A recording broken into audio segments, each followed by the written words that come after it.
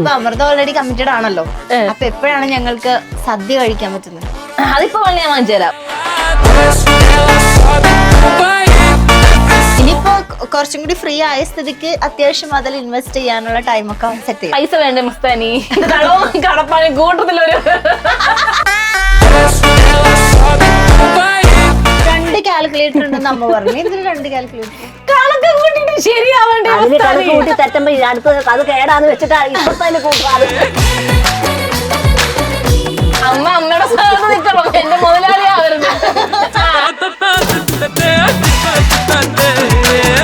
അപ്പോ കാർ എടുത്തു. പക്ഷെ ഞാൻ വന്നപ്പോഴാണ് അറിയണത് റീസെന്റ് ആണ് അമൃത കാർ ഡ്രൈവ് ചെയ്ത് തുടങ്ങിയതെന്ന്. അതെന്താ? 4th ഗിയർ വരെ പോത്തുള്ളൂ, 5ാമത്തോട് പോത്തില്ല. 5 പോയാൽ തിരിച്ചു വരാൻ അറിയത്തില്ല. ഞങ്ങൾ വന്ന വഴിക്ക് വണ്ടി താഴെ പാർക്ക് ചെയ്തേക്കാ റോട്ടില്. അപ്പൊ ഞങ്ങൾ അകത്തേക്ക് ഇടാനുള്ള സ്ഥലമുണ്ട്. എന്താ റോട്ടിലിട്ടേക്കുന്നത്? എന്തിട്ടേക്കുന്നത്? ഒന്ന് പുറത്തോട്ട് ഇറക്കിയതാ, ബാക്കടിച്ച് ഫ്രണ്ട് കയറ്റി ഫ്രണ്ട് ഇടിച്ചു. ഇപ്പൊ ബാക്കിലും മാറ്റണം, ഫ്രണ്ടിലും മാറ്റണം. 4 ഡോറ് മാത്രമേ സത്യസന്ധമായിട്ട് പറയാം. ഇന്റർവ്യൂ ആയിട്ട് പറയാ, സത്യസന്ധമായിട്ട് പറയാനേ. ഞാൻ പറഞ്ഞ ലെഫ്റ്റ് ഒടി എന്നെ പഠിപ്പിക്കാൻ പറ്റില്ല. കേറിപ്പോ. ഞാൻ ഇനി കേറി വന്നു പിന്നോട് 3 വീലിലിരിക്കുന്ന വണ്ടി, ഒരു വീട്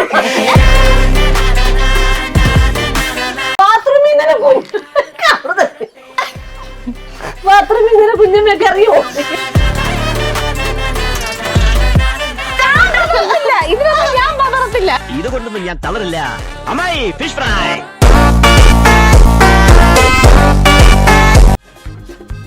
ഇഞ്ചി മൈ മീൽ പാർട്ട്ണർ. ഇപ്പൊ അമൃത ഓൾറെഡി കമ്മിറ്റഡ് ആണല്ലോ. അപ്പൊ എപ്പോഴാണ് ഞങ്ങൾക്ക് സദ്യ കഴിക്കാൻ പറ്റുന്നത്? അതിപ്പോ വള്ളി ഞാൻ വാങ്ങിച്ചു തരാം. വേണ്ട, കല്യാണം നമുക്ക് വീടിന്റെ പാലുകാഴ്ചൽ ആഘോഷമാക്കിയ പോലെ അമൃതയുടെ കല്യാണം ആഘോഷമാക്കാൻ മീഡിയക്കാർ വെയിറ്റിംഗ് ആണ്. അല്ല, അങ്ങനെ ഒരു ഭയങ്കര ആഘോഷമുള്ള കല്യാണം ഒന്നും ആയിരിക്കില്ല. ഒന്നാമത്തെ കാര്യം, നമ്മള് കല്യാണത്തെ പറ്റി അവിടം വരെ ചിന്തിച്ചിട്ടൊന്നുമില്ല. 2026 അങ്ങനെ ഒരു സെറ്റിൽ ആകണമെന്നൊരു പ്ലാൻ ഉണ്ട്. പിന്നെ അങ്ങനെ ഉണ്ടെങ്കിൽ തന്നെ വളരെ വളരെ ഇന്റിമേറ്റ് ആയിട്ടുള്ള കുറച്ച് പേരെ വിളിച്ചിട്ടുള്ള വളരെ ചെറിയൊരു പരിപാടിയായിരിക്കും. പൈസ വേണ്ടേ എന്റെ പൊന്നു മസ്താനി? വളരെ ചെറിയ പരിപാടിയാണെങ്കിൽ ഇപ്പൊ പാലുകാച്ച അങ്ങനെ വിചാരിച്ചത് അത് ലോകം മൊത്തം വലിയൊരു പാലുകാച്ചായിട്ട് മാറി. അതുപോലെ ലോകം മൊത്തവും എല്ലാരും അറിഞ്ഞില്ലേ, അവിടെ എല്ലാ മലയാളീസുകളുണ്ട്, അവിടെ എല്ലാം എത്തിയില്ലേ. നമ്മള് ചെറിയ കുറച്ച് ഈ പരിസരത്തുള്ള കുറച്ച്, എന്നിട്ട് തന്നെ പരാതിയാണ്, ഒരുപാട് പേരോട് നമുക്ക് പറയാൻ പറ്റിയില്ല. എന്നിട്ട് കുറച്ച് അവിടെ ഫ്രണ്ട്സുകളായിരുന്നു. പക്ഷെ നമ്മൾ വിചാരിച്ചതിനേക്കാളും ഒരുപാട് വലിയ ഇതാക്കി ആഘോഷമാക്കി. അതൊരു ഭയങ്കര സന്തോഷമാണ്. അതുപോലെ കല്യാണം അതുപോലെ തന്നെ ആയിരിക്കും. എന്നുവെച്ചിട്ട് എന്താ കോൺസെപ്റ്റ്? എന്താ ചെക്കനെ കുറിച്ച്? കമ്മിറ്റഡ് ആണ് എന്നാലും അങ്ങനെ പ്രത്യേകിച്ച് കോൺസെപ്റ്റ് ഒന്നും ഇല്ല. ഇപ്പൊ ഞാനിത് തന്നെ പറഞ്ഞു. ശരിയാ, ഗോളടിക്കല്ലേ സംഭവം ഇത് ഒന്ന് ഇരുത്തി സംസാരിച്ച എന്തൊക്കെയോ പുറത്തു. അതുകൊണ്ടല്ലേ ഞാൻ കൂടി ഇരിക്കുന്നേ. ഇനി എന്തിനാ അമൃത അമ്മയുടെ കൂടെ നടക്കണം. അതാ വേണ്ടത്. അതെ.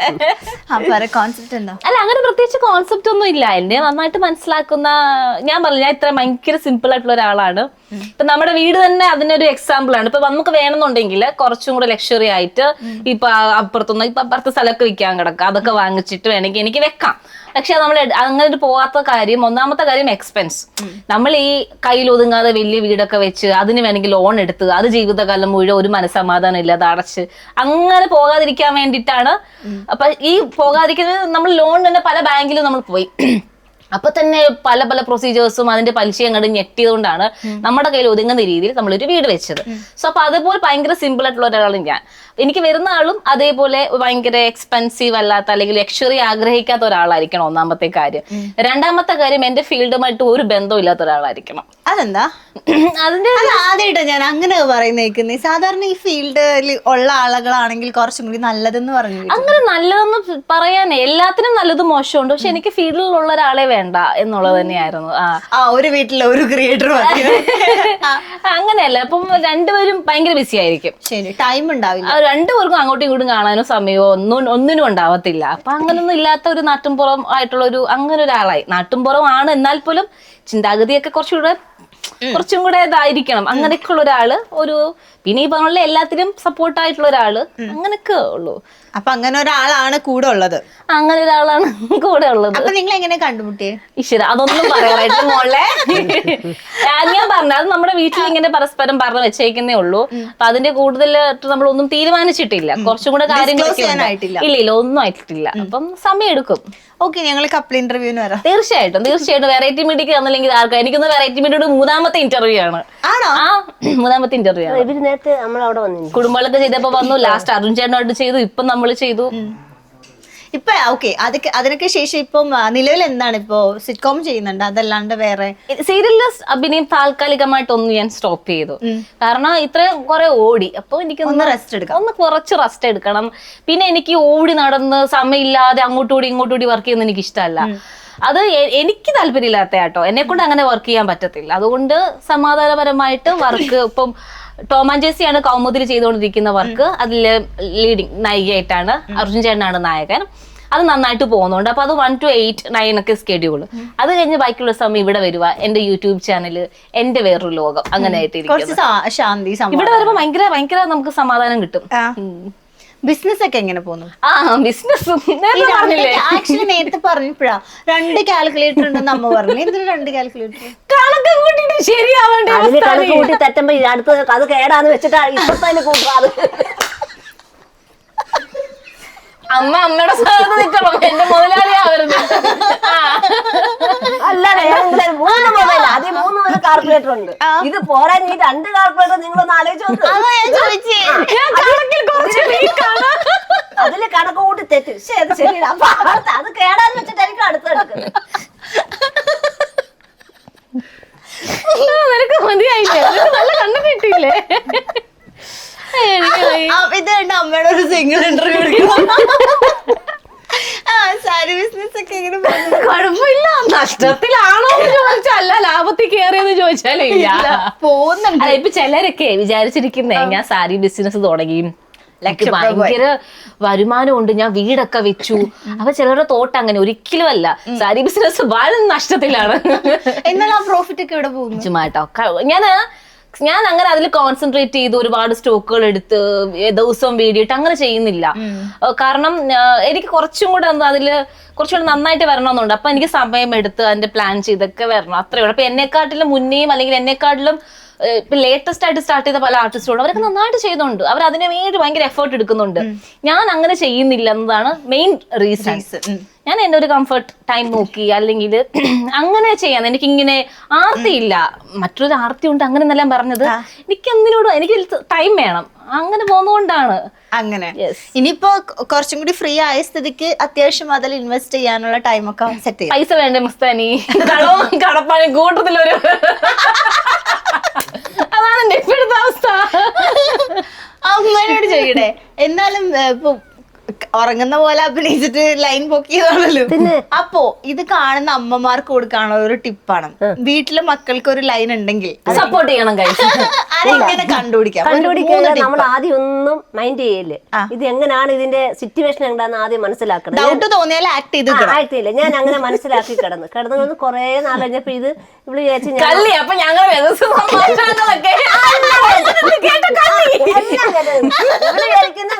ഇങ്ങനെ സംസാരിക്കും. അപ്പൊ ഇങ്ങനെ നോക്കും. ഞാൻ ഉറങ്ങി വന്നു, ഞാൻ ഒന്നും മൈൻഡ് ചെയ്യാതെ കിടക്കും. എല്ലാം കഴിഞ്ഞിട്ട് കുറെ ദിവസം കഴിഞ്ഞപ്പോ തിരിച്ചങ്ങോട്ട് മറുപടി കൊടുക്കാൻ തുടങ്ങിയപ്പോഴാണ്, ഉറക്കത്തിൽ മറുപടി കൊടുക്കാൻ തുടങ്ങിയപ്പോഴാണ് അപ്പുറത്തുനിന്ന് മറുപടി പറയുന്നതിന് മുമ്പ് ഇപ്പുറത്തുനിന്ന് മറുപടി കൊടുക്കും. അങ്ങനെയാണ് ഞാൻ ഉറങ്ങിയിട്ടില്ല, കാര്യങ്ങളൊക്കെ മനസ്സിലാക്കിയത്. ആൾക്കാര് കാണുമ്പോ ഇതൊക്കെ ഒറിജിനൽ വിചാരിക്കും. ചുമ്മാ പറയില്ല. ഞാൻ 10 മണിക്ക് ശേഷം ഫോൺ യൂസ് ചെയ്യാറില്ല. ഇല്ലേ? അതിന് മുന്നേ ഒക്കെ ചിലപ്പം അങ്ങനെ ഒളിഞ്ഞു നിന്ന് സംസാരിക്കുന്നതായിരിക്കും കേട്ടുള്ളൂ. കാരണം ഈ പ്രായത്തിൽ എനിക്ക് ഒളിഞ്ഞു നിന്ന് സംസാരിക്കേണ്ട അവസ്ഥയാണ് എന്റെ വീട്ടില്. സത്യം. എന്നെ പോലെ ഏതെങ്കിലും പെങ്കൊച്ചുണ്ടോ? എന്റെ വയസ്സിലുള്ള പെമ്പിളരൊക്കെ ഭയങ്കര ട്രിപ്പൊക്കെ നടന്ന് ഭയങ്കര എൻജോയ്മെന്റ് ചെയ്യുന്ന സമയത്ത് ഞാൻ വീടിന്റെ ഭാരം ഈ ഭാരം കൊണ്ട് അത് ഞാൻ എന്നേ പറഞ്ഞില്ല ഈ ഭാരം മാറ്റി തരാൻ. അതൊക്കെ ഞാൻ പറഞ്ഞു കൊടുത്തതാണ്. സമ്മതിച്ചെങ്കിൽ ഇപ്പൊ എന്റെ ഭാരം കൂടെ മാറിയാണ്. എന്തായിരുന്നു അത്? അടുത്ത ഇന്റർവ്യൂ ടിപ്പ് പറഞ്ഞെടുക്ക്. എനിക്ക് വേറെ ടിപ്പായിട്ടൊന്നുമല്ല, നമ്മുടെ മക്കളെ പെൺകുട്ടികളെ നമ്മൾ അമ്മമാര് തന്നെ കെയർ ചെയ്യണം. കാരണം അവർക്ക് കുറച്ച് മനസ്സിലാക്കി കൊടുക്കണം. പണ്ടുള്ളവരെ മനസ്സിലാക്കിയില്ലെങ്കിൽ അടിച്ച വഴിയെ പോയില്ലെങ്കിൽ പോയ വഴിയെ അടിക്കുക. അങ്ങനെ വിട്ട് കഴിഞ്ഞാൽ ഈ ഇവന്മാര് പോയാലും ഇപ്പൊ എന്റെ മോളാണെങ്കിലും പോയാലും ആ ദുഃഖം അവർക്ക് വരുന്ന ദുഃഖം നമ്മളാണ് സഹിക്കുന്നത്. നമുക്ക് എത്രയോ പേരുടെ കാര്യങ്ങൾ അറിയാം. അവര് പറഞ്ഞാൽ കേൾക്കാതെ അവരെടുത്ത് ചാടി എന്തെങ്കിലും പ്രശ്നത്തിൽ പോയി ചാടിയാലേ ആ ദുഃഖം നമ്മൾ തന്നെ കാണുന്നത്. അവരില്ലാതായാലും ആ ദുഃഖം നമ്മൾ സഹിക്കണം. അവർക്ക് എന്തെങ്കിലും പ്രശ്നങ്ങൾ വന്നാലും നമ്മൾ സഹിക്കണം. അതുകൊണ്ട് കഴിവിന്റെ പരമാവധി മക്കൾക്ക് എല്ലാത്തിനും സപ്പോർട്ട് കൊടുക്കാതെ അവരെ പറഞ്ഞു മനസ്സിലാക്കണമെന്നുള്ള ടിപ്പേ എനിക്ക് പറയാൻ പറ്റും. ഇപ്പൊ എന്തായാലേ നമ്മളിപ്പം നേരത്തെ എപ്പോഴും പറയുന്ന പോലെ തന്നെ എല്ലാവരുടെ ലൈഫിൽ ഓരോ സ്ട്രഗിൾസും കാര്യങ്ങളൊക്കെ ഉണ്ടാവും. അപ്പൊ നമ്മൾക്കിപ്പോ എല്ലാം നേടി കഴിയുമ്പോൾ നമ്മളെ സപ്പോർട്ട് ചെയ്യാൻ കുറെ ആൾക്കാർ വരും. ഇപ്പൊ വീഡിയോ വെക്കുമ്പോ മോളെ നന്നായിട്ടുണ്ട്, അല്ലെങ്കിൽ ആക്ട് ചെയ്യുമ്പോ അമൃത ഞങ്ങളുടെ കുട്ടി എനിക്ക് അറിയാവുന്ന എന്റെ ബെസ്റ്റ് ഫ്രണ്ട് ആണ്, അല്ലെങ്കിൽ എന്റെ കൂടെ പഠിച്ചാണെന്ന് പറഞ്ഞ് നമ്മളുടെ നേട്ടങ്ങളിൽ നമ്മുടെ കൂടെ നിൽക്കാൻ കുറെ ആൾക്കാരുണ്ടാവും. പക്ഷെ നമ്മൾ സ്ട്രഗിൾ ചെയ്തുകൊണ്ടിരിക്കുന്ന സമയത്ത് ഇതേ ആൾക്കാർ നമ്മളെ പുച്ഛിച്ചിട്ടുണ്ടോ? അങ്ങനെയുള്ള സിറ്റുവേഷൻസ് ഒക്കെ ലൈഫിൽ അതേ ഉണ്ടായിട്ടുള്ളൂ. പിന്നീട് ഞാൻ മനസ്സിലാക്കിയത് നമ്മൾ ഇന്ന് കുറ്റം പറയുന്ന ആൾക്കാർ നമ്മളെ നാളെ നല്ലത് പറയും. അത് കഴിഞ്ഞ് ചിലപ്പോൾ നമ്മൾ എന്തെങ്കിലും നമ്മൾ ചെയ്യുകയോ ചെയ്യാതിരിക്കുകയോ കാരണത്താൽ നമുക്കൊരു നെഗറ്റീവ് വന്നാൽ ഇന്ന് നല്ലത് പറഞ്ഞ ആൾക്കാർ നമ്മൾ വീണ്ടും നാളെ കുറ്റം പറയും. അപ്പൊ അതൊരു കണ്ടിന്യൂസ് പ്രോസസ് ആണ്. അപ്പൊ അതിൽ നമ്മൾ തലവെച്ച് കൊടുക്കുകയേ ചെയ്യരുത്. ഏതൊരു വ്യക്തി നല്ലതോ ചീത്തയോ ഒരു വ്യക്തി നമ്മൾ കണ്ണുക ചിരിക്കുക ഓക്കെ അത്രയും അങ്ങനെ വെക്കുന്നതാണ് എപ്പോഴും എല്ലാവർക്കും നല്ലത്. അതിപ്പോ ഫ്രണ്ട്സ് ആണെന്നുണ്ടെങ്കിലും റിലേറ്റീവ്സ് ആണെങ്കിലും നമ്മുടെ കൊളീഗ്സ് ആണെങ്കിലും ആരാണെങ്കിലും. ഇപ്പൊ എനിക്ക് ചുറ്റുമുള്ള ആൾക്കാരെ എനിക്ക് ഏറ്റവും നെഗറ്റീവ് പറഞ്ഞ ആൾക്കാരെ ഞാൻ കണ്ടിട്ടുള്ളൂ. വളരെ കുറച്ച് ആൾക്കാരാണ്. ഇപ്പൊ നമ്മള് സ്ട്രഗിൾ ചെയ്ത് വന്ന വഴി നമുക്ക് നന്നായിട്ട് അറിയാം. അപ്പൊ അന്ന് നമ്മുടെ കൂടെ നിന്ന ആൾക്കാർ ഇന്നും നമ്മുടെ കൂടെ കുറച്ച് പേരുണ്ട്. ഞങ്ങളൊരു ഭവന വീട് അത് പറയാൻ വീടൊക്കെ വെക്കാൻ എത്രയോ പേരുടെ പ്രാർത്ഥന. ഒരുപാട് പേര് ഇപ്പൊ നമ്മുടെ യൂട്യൂബേഴ്സ് തന്നെയാണെങ്കിൽ ഒരുപാട് പേര് നമ്മൾ കണ്ടിട്ടില്ല, പക്ഷെ അവര് നമുക്ക് വേണ്ടി പ്രാർത്ഥിക്കും.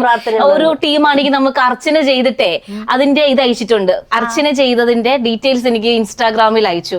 അത് കഴിഞ്ഞിട്ട് നമ്മുടെ ഹൗസ് വാമിങ് കഴിഞ്ഞിട്ട് നമുക്ക് എന്താണ് ഇല്ലാത്തത് നോക്കിയിട്ട് അവര് രണ്ട് AC ഇവര് വാങ്ങിക്കാൻ നിൽക്കുക. എന്നിട്ട് ഇവര് ഇൻസ്റ്റാലിങ്ങനെ വിളിച്ചുകൊണ്ടിരിക്കുക. അപ്പൊ ഞാൻ പറഞ്ഞു എനിക്ക് അതിന്റെ ഒരു ആവശ്യമില്ല, നിങ്ങൾ ഈ തരത്ത സ്നേഹം തന്നെ മതി, അത് തന്നെ വലിയൊരു കാര്യമാണ്. അപ്പൊ അങ്ങനെ ആൾക്കാരുണ്ട്.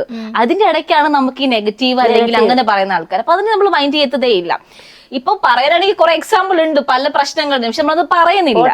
ഇപ്പൊ ഇന്നിപ്പോ നമുക്ക് ഈ വീട് ഞാൻ വെച്ചപ്പോ എല്ലാരും വിചാരം ഞാൻ ഭയങ്കര കോടീപതിയായിരുന്നു. അപ്പൊ ഇന്നിപ്പോ പുറത്തിറങ്ങിയാൽ ഇപ്പൊ ഞാൻ നമ്മൾ ഇവിടെ ഒരു ഉത്സവം ഉണ്ടായിരുന്നു. അപ്പൊ അവിടെ പോയപ്പോഴും എല്ലാവർക്കും പരാതി എന്തുകൊണ്ട് ഞങ്ങളെ വിളിച്ചില്ല, എന്തുകൊണ്ട് ഞങ്ങളെ വിളിച്ചു. പക്ഷെ ഈ ഇത്രയും ആൾക്കാരോടൊന്നും ഞങ്ങൾക്ക് ഒരു കമ്മ്യൂണിക്കേഷനും ഇല്ല. ഞാൻ ഈ ലിസ്റ്റ് എഴുതുന്നുണ്ടായിരുന്നു എത്ര പേരെ വിളിക്കണമെന്നുള്ളത്. ആ കണക്ക് കൂട്ടിയുള്ള ആൾക്കാരെ മാത്രമേ ഞാൻ വിളിച്ചിട്ടുള്ളൂ. പക്ഷെ നമ്മുടെ ഈ ഹൗസ് വാമിങ് കഴിഞ്ഞിട്ട് ഫുൾ കംപ്ലൈന്റ്സ് ആണ്. പലരും ഇൻസ്റ്റയിൽ മെസ്സേജ് അയക്കുന്നു. പക്ഷെ ആർട്ടിസ്റ്റുകളിൽ കുറെ പേരെ ഞാൻ മാറ്റി നിർത്തി. കാരണം എന്ന് വെച്ചാൽ ദൂരം. ഇപ്പം പുന്നല പത്തനാപുരം കുറച്ച് ദൂരമാണ്. അപ്പൊ പലർക്കും ഷൂട്ടുണ്ട്. അതുകൊണ്ട് പലരെ ഞാൻ വിളിക്കാതിരുന്നുണ്ട്. ഇപ്പൊ സിനിമയിൽ തന്നെ കുറച്ച് ആൾക്കാർ എനിക്ക് പരിചയമുണ്ട്. ആർട്ടിസ്റ്റ് ബേസ് ആണെങ്കിലും റൈറ്റേഴ്സ് ഒക്കെ ആണെങ്കിലും. അപ്പൊ അവർ ഇങ്ങോട്ട് മെസ്സേജ് എന്താ അമൃത നീ വിളിക്കാത്തത്, നമ്മൾ വന്നേനില്ലെന്ന്. അപ്പൊ അത് കേട്ടപ്പോ നമുക്ക് ഭയങ്കര സന്തോഷമുണ്ട്. പക്ഷെ അവരുടെ ആ ഒരു ട്രാവലിംഗ് ബുദ്ധിമുട്ട് നോക്കിയിട്ടാണ് ഞാൻ വിളിക്കാത്തത്. അതല്ലാതെ ഈ നാട്ടിലുള്ള പലരും നമുക്ക് ഞാൻ ഇന്നവരെ കാണാത്ത ആൾക്കാർ എന്നെ അമ്പലത്തിൽ പോയപ്പോ ഇങ്ങനെ ചോദിച്ചു. അപ്പൊ ഞാൻ അതിൽ പല ആൾക്കാരെയും കണ്ടതിൽ ആ പല ആൾക്കാരും ഞങ്ങളെ കുറിച്ച് പല കഥകളും പല കാര്യങ്ങളും പറഞ്ഞ ആൾക്കാരുണ്ട്.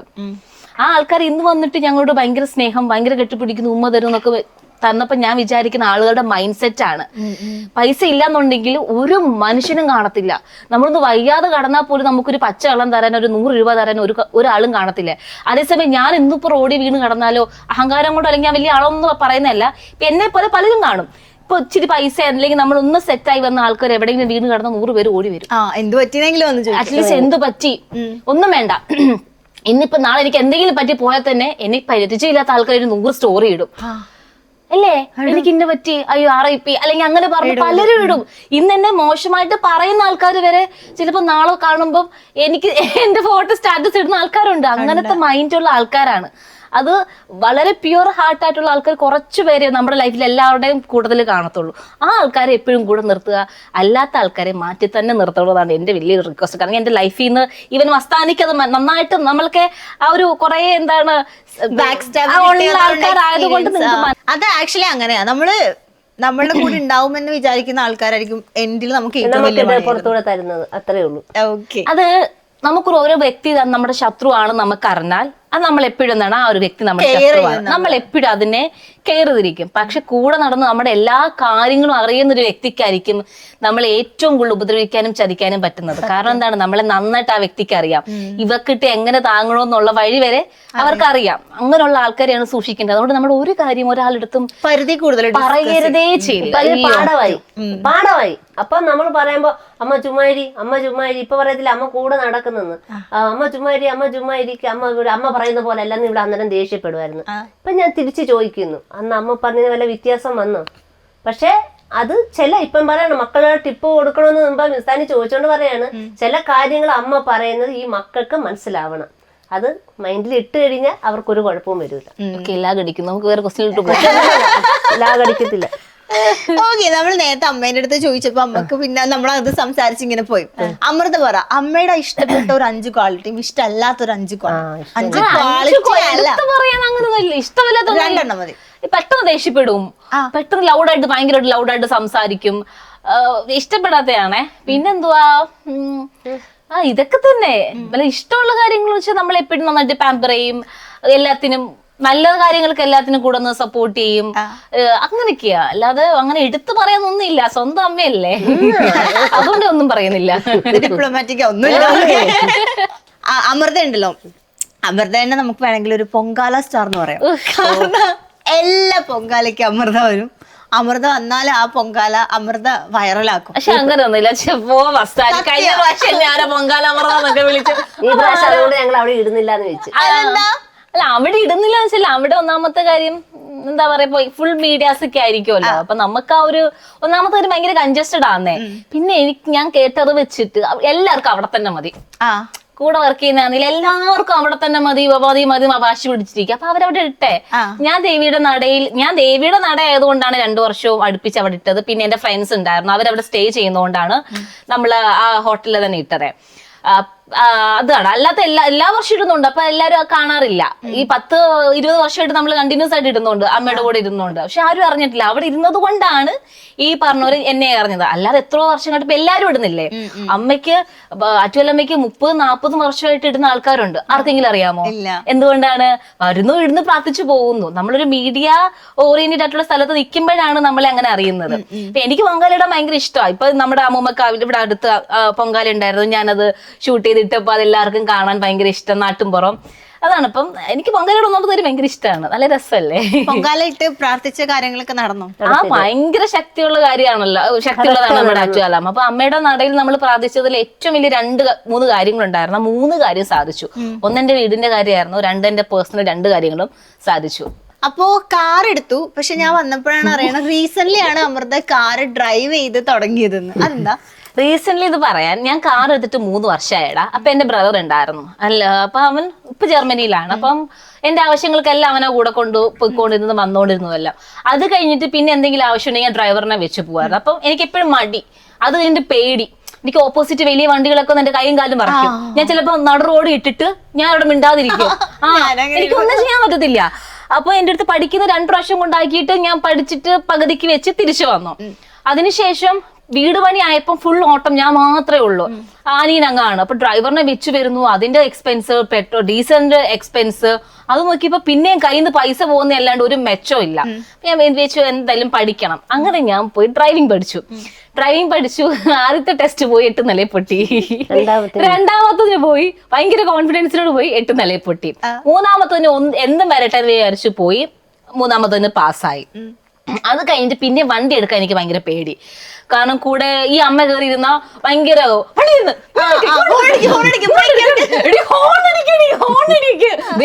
ആള് പോന്ന് എന്നിട്ട് വണ്ടി ഇരുന്നിട്ടെ നമ്മള് സൈഡിൽ കൂടെ ആയിരിക്കില്ല ഓടിച്ചു പോകുന്നത് ചിലപ്പോ. അപ്പൊ അകത്താന്ന് അമ്മ ഇങ്ങനെ ഇരിക്കുന്നത്, വണ്ടി ഒരയ്ക്കുമെന്ന് പറഞ്ഞോണ്ട്. അപ്പൊ എന്നിട്ട് ഞാൻ നോക്കുമ്പോ ഇതിലെ കെട്ടുക. അപ്പൊ നമുക്കത് ഭയങ്കര ടെൻഷൻ തരുന്ന കാര്യമാണ്. ഡ്രൈവ് ചെയ്യുമ്പോൾ നമ്മൾ എപ്പോഴും ഭയങ്കര ശ്രദ്ധാപൂർവമായിട്ടും ഭയങ്കര നമ്മുടെ മൈൻഡിൽ വേറെ കാര്യങ്ങളൊന്നും ചിന്തിക്കാൻ പാടില്ല. അതുകൊണ്ടാണല്ലോ എപ്പോഴും നന്നായിട്ട് സംസാരിക്കുന്ന, അല്ലെങ്കിൽ ആൾക്കാർ കൂടെ ഉണ്ടാവണം, പാട്ടൊക്കെ കേട്ട് നമ്മൾ പോകുന്നത്. ഇതുപോലത്തെ ആൾക്കാരൊക്കെ പോയിട്ട് വണ്ടി ഇടിച്ചില്ലെങ്കിലേ ഉള്ളത് ചെയ്യാം. മാത്രം നോക്കി മുന്നോട്ട് മാത്രം നോക്കി വണ്ടി ഓടിക്കാൻ. ഈ ക്ലാസ് നോക്കത്തില്ല, ക്ലാസ് ഞാൻ നോക്കി പറയണം വണ്ടി കൊണ്ടുവന്ന് നിങ്ങൾ പറയാൻ. അടുത്തിരുന്ന ആളോട് പറയാം ക്ലാസ് നോക്ക് അടുത്ത വണ്ടി വരുന്നു ഈ ക്ലാസ്സിൽ നോക്കി പോകാൻ പറ്റുമോ? അപ്പൊ പറയാം വണ്ടി വരുന്ന സൈഡ് ഒതുക്കണേന്ന് ഞാൻ നോക്കി പറയണം. അത് ഇങ്ങനെ ഇരുന്നേ ഓടിക്കും. ഒന്ന് അങ്ങോട്ടും ഇങ്ങോട്ടും അനങ്ങില്ല. കാരണം പഠിച്ചിറങ്ങിയത് കൊണ്ട്. പക്ഷെ ഡ്രൈവറുണ്ടേ, നമ്മുടെ കൂടെ ഡ്രൈവറും ഉണ്ട്. വണ്ടി വെച്ചിട്ട് എനിക്ക് എന്ത് പറ്റില്ല കുഴപ്പമില്ല, ഞാൻ കാരണം വേറെ ആർക്കും ഒരു ആപത്തും പറ്റരുത്. അപ്പൊ ആ ഒരു ടെൻഷൻ കൊണ്ട് വണ്ടി എടുക്കാതിരുന്നത്. സോ നാട്ടിൽ വരണം, അപ്പം നമ്മൾ രാവിലെ ഡ്രൈവറിനെ വെച്ചിട്ട് പോകും. ചില സമയത്തിന് ഡ്രൈവേഴ്സിന് കിട്ടാറാവും, അപ്പം പിന്നെ ടെൻഷൻ ആവും. രണ്ട് കൽപ്പിച്ച് ഒരു പ്രാവശ്യം 2 പ്രാവശ്യം നാട്ടിൽ വന്നപ്പോ ഡ്രൈവറിന്റെ കൂടെ പകുതി ഓടിച്ച് വണ്ടിയില്ലാത്ത സ്ഥലത്തൊക്കെ ഓടിച്ച് വന്നിട്ട് പിന്നെന്താണ് രണ്ടും കൽപ്പിച്ച് ഞാൻ ഒരു ദിവസം ട്രിവാൻഡ്രത്ത് നിന്ന് വണ്ടി എടുത്ത് ഇവിടം വരെ വന്നു. കൂളായിട്ട് വന്നു, ഒരു പ്രശ്നമില്ല. തിരിച്ചുപോയി, രാത്രിയില്ല തിരിച്ചു പോയത്, പ്രശ്നമില്ല. അങ്ങനെ ഒരു പ്രാവശ്യമായേ. രണ്ടാമതും ഇതേപോലെ ട്രിവാൻഡ്രം ടു പുന്നല വന്നു, പുന്നലയിൽ നിന്ന് അങ്ങോട്ട് പോയി. അപ്പൊ എനിക്ക് ഓക്കെ ആയി. പക്ഷെ ഞാൻ 4th ഇയർ വരെ പോകത്തുള്ളൂ, 5ാമത്തോട് പോകത്തില്ല. 5 പോയാൽ തിരിച്ചു വരാറിയിട്ടില്ല. ഒരു പ്രാവശ്യം 5 ഗിയർ ഇട്ടിട്ടെ 5 പോയിട്ട് ബാക്കി മൊത്തം പറഞ്ഞാൽ മൊത്തം വണ്ടി കിടന്നോടിക്കും. 5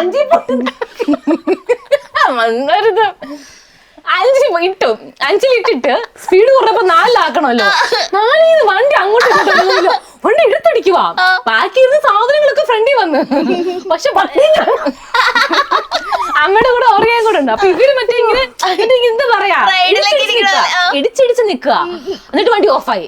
ഞാൻ നൈസായിട്ട് വണ്ടി ഓഫാക്കി റോഡിൽ നിൽക്കുകയാണ്. ഇപ്പൊ വരാൻ നേരത്തെ ഓഫാക്കിയിട്ട് പിന്നെ ആദ്യം മുതൽ 1 സ്റ്റാർട്ട് ചെയ്ത് ഞാൻ വന്നു. 2 മിനിറ്റ് വണ്ടി ബാക്കി കിടന്നാലൊന്നും അടിച്ചില്ലല്ലോ. അപ്പൊ ഇതാണ് എന്റെ ഡ്രൈവിംഗ്. ഇതൊക്കെ പോട്ടെ, വണ്ടിയുടെ ഷേപ്പ് അതിലോട്ടാണ്. ഞങ്ങള് വന്ന വഴിക്കും വണ്ടി താഴെ പാർക്ക് ചെയ്തേക്കാ റോട്ടില്. അപ്പൊ ഞങ്ങൾ അകത്ത് കയറ്റിടാനുള്ള സ്ഥലമുണ്ട്, എന്താ റോട്ടിലിട്ടേക്കുന്നത് എന്നിട്ടേക്ക് ഒന്ന് പുറത്തോട്ട് ഇറക്കിയതാ. ബാക്ക് അടിച്ച് ഫ്രണ്ട് കയറ്റി ഫ്രണ്ട് അടിച്ചു. ഇപ്പൊ ബാക്കിലും മാറ്റണം ഫ്രണ്ടിലും മാറ്റണം. 4 ഡോറ് വണ്ടിയുടെ വീഡിയോടെ 4 ഡോറ് മാത്രമേ ആ വണ്ടിയുടെ വീഡിയോടെ കാണിക്കാം. വെല്ലുവിളിച്ചുള്ള വീട്ടിൽ പോയതാണ്. അപ്പം ഒത്തിരി ഇറങ്ങിയിട്ട് ചെറിയ വണ്ടിയാ. ഞാൻ വിചാരിച്ചു ഞാൻ 4-ൽ പോവാ. 4-ലല്ല 3-ൽ പോയിട്ട് ഞാൻ വിചാരിച്ചു ഒറ്റ റൗണ്ടിന് കേറുമെന്ന്. റൗണ്ട് അടിച്ച് നിർത്തിയത് മബ്ബി ചെന്ന് ശബ്ദം. അവർ രണ്ടുപേരും ഇങ്ങനെ അറിയാം. എന്താ ഇടിച്ചില്ല, പാനിക്കാകരുതല്ലേ. ഞാൻ തിരിച്ചിട്ടു. വണ്ടിക്കേ പറ്റുള്ളൂ, നമുക്കൊന്നും പറ്റില്ലല്ലോ. മതിന് ശാലം പെയിന്റ് പോയി അടിച്ചു കൊടുക്കാം. എല്ലാം പൊട്ടിയും പോയി, അത്രേ ഉള്ളൂ. പിന്നെ രാവിലെ നിങ്ങളുടെ ഐശ്വര്യമാണെന്ന് എനിക്കറിയില്ല. രാവിലെ നിങ്ങൾ വരുന്നതിന് മുമ്പ് ഞാൻ ഒരു പ്രാവശ്യം 1 ജംഗ്ഷനിൽ പോയിട്ട് തിരിച്ചു വന്ന് ഈസി ആയിട്ട് ഞാൻ കയറ്റി ഇറക്കുകയും ചെയ്തതാ. നിങ്ങൾ വരുന്നതിന് ഒരു 1/2 മണിക്കൂർ മുമ്പ് എനിക്ക് ജംഗ്ഷനിൽ പോകണമായിരുന്നു. പതിയെ ബാക്കിലോട്ട് എടുത്തു വണ്ടി ചരിയുന്നു. അപ്പൊ എന്താ സ്റ്റിയറിംഗ് നേരെ ആക്കണം. നേരെയാക്കി അതിനെ കൊണ്ടിടിച്ച് നിന്ന് വണ്ടി ഓടിക്കാൻ മനസ്സിലായത് സ്റ്റിയറിംഗ് നമ്മൾ എപ്പോഴും ചരിവുണ്ടെങ്കിൽ അതിന്റെ ഓപ്പോസിറ്റ് വേണം തിരിക്കാനായിട്ട്. അപ്പൊ ഞാൻ സത്യസന്ധമായിട്ട് ഇന്റർവ്യൂ ആയിട്ട് പറയാ, സത്യസന്ധമായിട്ട് പറയാനേ. ഞാൻ പറഞ്ഞ ലെഫ്റ്റ് ഓടി എന്നെ പഠിപ്പിക്കാൻ പറ്റില്ല. എന്നെ പഠിപ്പിക്കാൻ പറ്റില്ല. കേറിപ്പോ ഞാനിങ്ങ് കേറി വന്നു. പിന്നോട് 3 വീലിലിരിക്കുന്ന വണ്ടി, ഒരു വീലും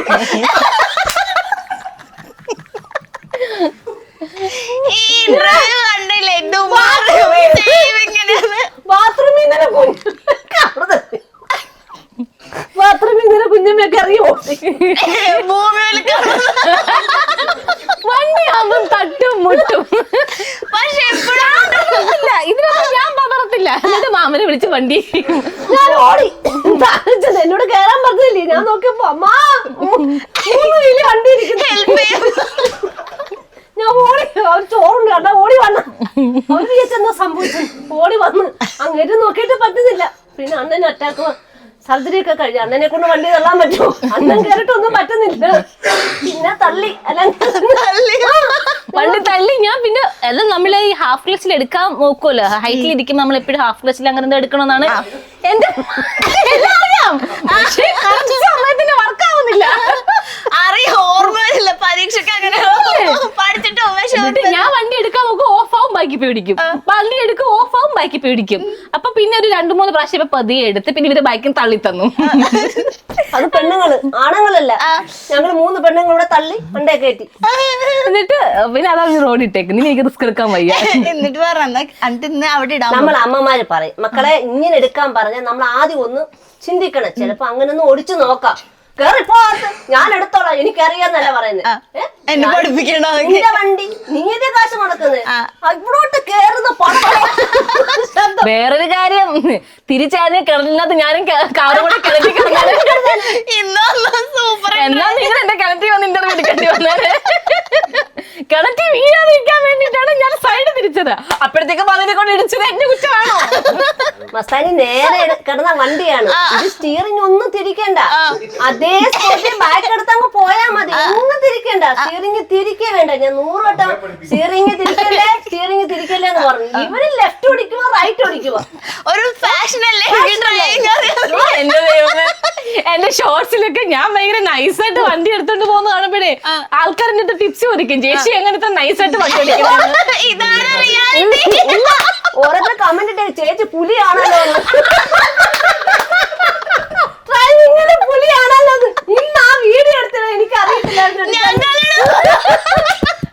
നിങ്ങൾ അങ്ങനല്ല, ഈ വണ്ടി നിക്കുന്നത് ഇപ്പൊ കാണുമല്ലോ. ഒരു വീലും അതിന്റെ മണ്ടല്ലേ. ഒരുപാട് ചേച്ചി എനിക്ക് വലിവിന്റെ അസുഖത്തോടെ എനിക്ക് വയ്യ ചിരിക്കാൻ. അങ്ങനെയൊക്കെ ഗൈസ്, കാറ് പഠിക്കുമ്പോ അല്ല ഓടിക്കുമ്പോ ഇങ്ങനെയൊക്കെ വരും, സ്വാഭാവികം. ഡെയിലി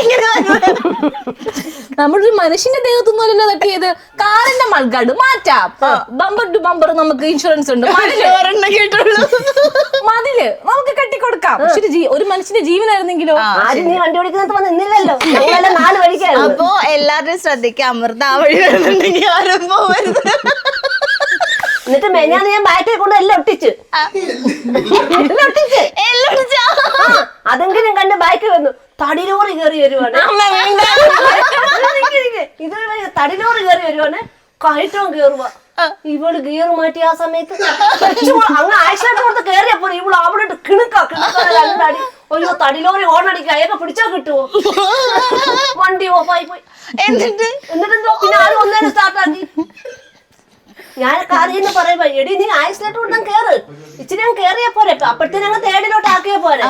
സെക്കൻഡ് ആക്കിയിട്ട് വണ്ടി നീങ്ങുന്നില്ല, നല്ല കുത്തനെ ഉള്ള കയറ്റം. ആ വഴക്ക് പറഞ്ഞാണ് കൊണ്ടുവന്ന് സ്പീഡിൽ കൊണ്ടുവന്ന് തേടിലിട്ട് അങ്ങോട്ട് കറക്കി പേടിപ്പിച്ച് കിടുകിടോ നഞ്ചറ ശബ്ദം. ഞാനും പട്ടി മിണ്ടാതിരുന്നു.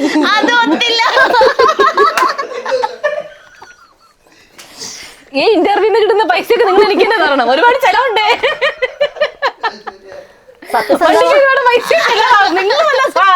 സത്യസന്ധമായിട്ട് പറഞ്ഞാല് കാറിൽ കേറിയിട്ട് ആറ്റുകാലമ്മ തൊട്ട് ഇവിടെ വരെ എത്ര ദൈവങ്ങളുണ്ടോ അത്രയും ദൈവങ്ങളെ മനോരുകി പ്രാർത്ഥിച്ചുകൊണ്ടാണ് വരുന്നത്. അതുകൊണ്ട് എന്താ വീട് പണിയുടെ എല്ലാ സമയത്തും ഞാൻ തന്നെ ഉണ്ടായിരുന്നുള്ളൂ മസ്തനിയോടെ, ഒരാളുണ്ടായിരുന്നില്ല. അവിടുന്ന് സാധനം എടുക്കാൻ പറയും അങ്ങോട്ട് ഓടും, ഇവിടുന്ന് സാധനം എടുക്കാൻ പറയും ഇങ്ങോട്ട് ഓടും. 3 ലോഡ് ആൾക്കാരെ വണ്ടി കുതിക്കെട്ടി ഇവിടെ ഇറക്കും, അവിടെ കൊണ്ട് എവിടാണെന്ന് അറിയാമോ? ഇവിടുന്ന് 500 മീറ്റർ. ഈ 10 പേരെ കയറ്റി ഇവിടുന്ന് 500 മീറ്റർ അപ്പുറത്ത് അവിടെ സാധനം എടുത്ത് ഇവിടെ കൊണ്ടുവരുന്നത്. ഒന്ന് ആലോചിക്കാണ്.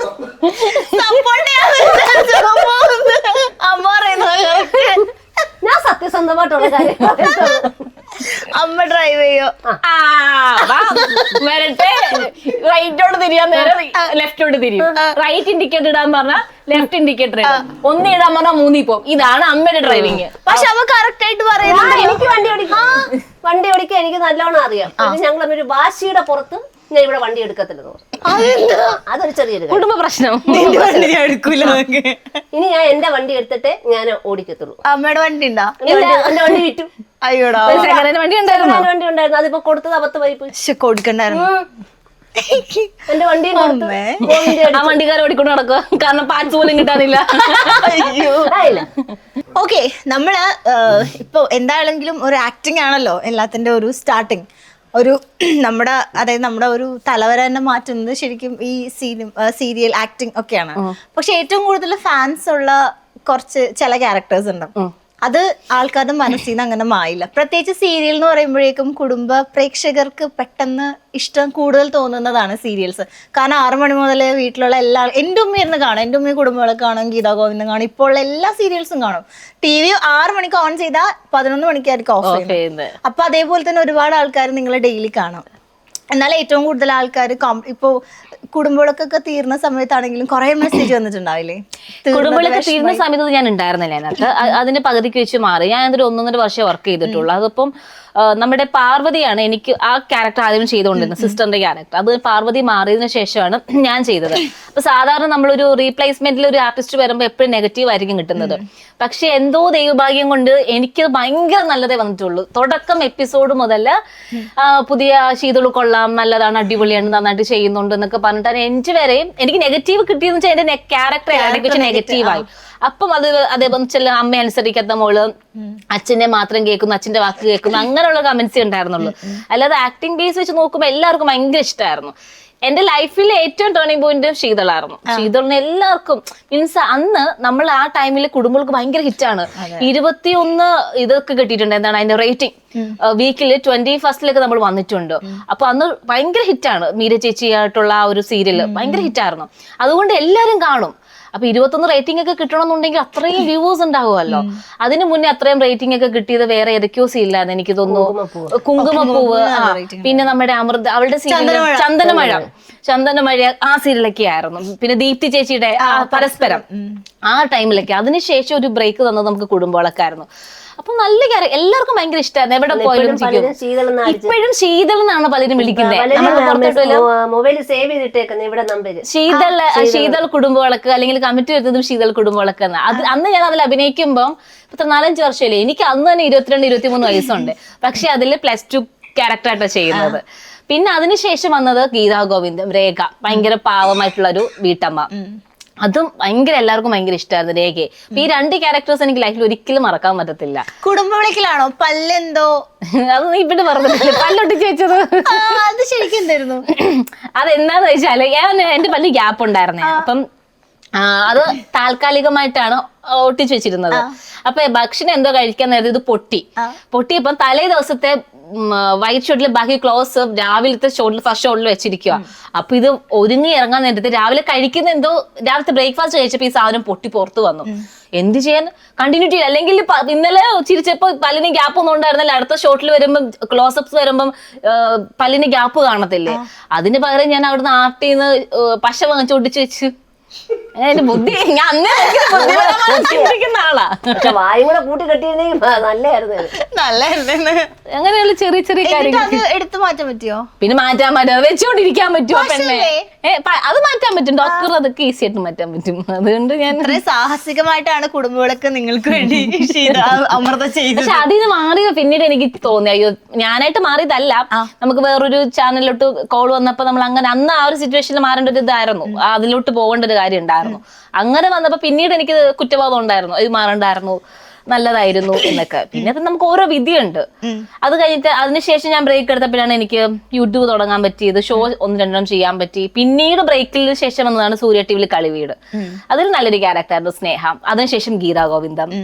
വളരെ ചെറിയ കുറച്ച് സീരിയൽസേ ചെയ്തിട്ടുള്ളൂ. പക്ഷെ ചെയ്തതെല്ലാം ഭയങ്കര നന്നായിട്ട് നോട്ടബിൾ ആയിട്ടുള്ള ക്യാരക്ടേഴ്സ് ആയിരുന്നു. ആൾക്കാർക്ക് ഭയങ്കര ഇഷ്ടപ്പെടുന്ന എല്ലാരും കാണുന്ന സീരിയൽസ് ഒക്കെ ആയിരുന്നു. ഓക്കെ, അപ്പൊ എന്തായാലും ഞങ്ങൾക്ക് ആക്ച്വലി വളരെ തുച്ഛമായ സമയമേ കിട്ടിയുള്ളൂ. അതുകൊണ്ട് അധികം ഞങ്ങൾക്ക് ചൊരണ്ടി എടുക്കാൻ പറ്റില്ല. പക്ഷെ ഇനി ചൊരണ്ടിയാ ശരിയാവത്തില്ല. പക്ഷെ ഞാൻ ഈ അടുത്ത കാലത്ത് ഇത്രയും ചിരിച്ച ഒരു ഇന്റർവ്യൂ ഇല്ല. ചിരിച്ചിരിച്ച് എന്റെ വായൊക്കെ വേനെടുത്തിട്ട് ഞങ്ങള് ബ്രേക്ക് എടുത്തിട്ടാണ്. ഇത് നിങ്ങൾ കരച്ചിലായിരിക്കും. ആണോ? പിന്നെ റിയാക്ഷൻ വീഡിയോ ഞങ്ങൾ എടുക്കാൻ പോവാ. ഓക്കെ, അപ്പൊ എന്തായാലും താങ്ക് യു സോ മച്ച് ഞങ്ങളെ ഇവിടെ ഇൻവൈറ്റ് ചെയ്തതിനും ആൻഡ് നമ്മളെ കൂടെ ഇത്ര നേരം സ്പെൻഡ് ചെയ്തതിന്. ആൻഡ് നമ്മൾ നേരത്തെ പറഞ്ഞ പോലെ തന്നെ കൺഗ്രാറ്റുലേഷൻസ്. കാരണം നമ്മൾ ഇത്രയും സ്ട്രഗിൾ ചെയ്ത്, കാരണം ലൈഫിൽ ഒരു ചെറിയ പ്രശ്നം ഉണ്ടാകുമ്പോൾ പോലും അത് പേടിച്ച് ഒളിച്ചോടി പോകുന്ന ആൾക്കാരാണ് കുറേയൊക്കെ. അപ്പൊ അവരിൽ നിന്നൊക്കെ എല്ലാ പ്രശ്നങ്ങളും തരണം ചെയ്ത് മുന്നോട്ട് വളരെ ബ്രേവായിട്ട് വളരെ തുച്ഛമായ സപ്പോർട്ടോടുകൂടി വന്നിട്ട് ഇത്രയും വലിയ കാര്യങ്ങളൊക്കെ ലൈഫിൽ അച്ചീവ് ചെയ്തു. അപ്പൊ ഇനി ഒരുപാട് കാര്യങ്ങളൊക്കെ അച്ചീവ് ചെയ്യാൻ സാധിക്കട്ടെ. അപ്പൊ വളരെ നല്ലൊരു ഹാപ്പി ലൈഫ് ഉണ്ടാവട്ടെ. പിന്നെ മതിയാണ്. മിക്കവാറും അമ്മയുടെ ആയിരിക്കും.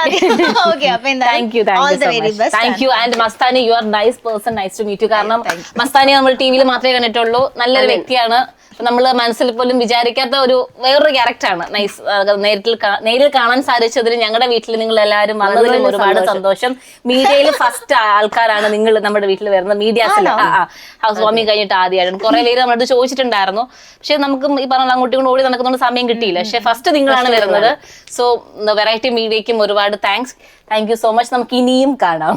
Thank you. ഇഞ്ചി മൈ മീൽ പാർട്ട്ണർ.